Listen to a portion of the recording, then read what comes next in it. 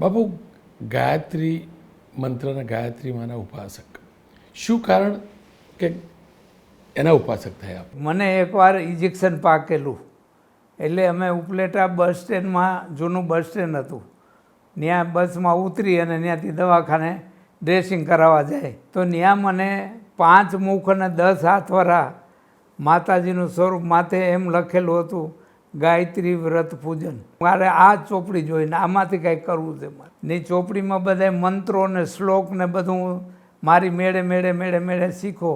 બાબા, ગાયત્રી મંત્રમાં કયા પ્રકારની શક્તિ છે? ગાયત્રી મંત્રની શક્તિ બહુ અમાપ છે સાહેબ.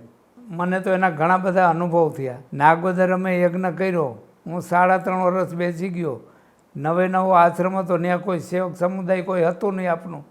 ત્યારે આ એક મારા શિષ્ય હતા રાજભગત, તો એ નીચે રહીએ, કોઈ આવક કે કોઈ પ્રસિદ્ધ નહોતું અને ગામ બધું જાણતું હતું કે બાપુ ક્ષત્રિય છે અને પાછા કારખાનામાં કામ કરતા હતા.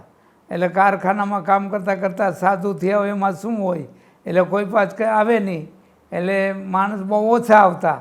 ધીરે ધીરે પછી ગામમાં આવવા લાગ્યું. પછી તો અમે આ 151 કુંડ યજ્ઞ કર્યો, ત્યારે આખા ગામે એવડી સેવા આપી. પછી ગામને એમ થયું કે આ બાપુ સાચા છે, એટલે ગામે મને બહુ સહકાર આપ્યો.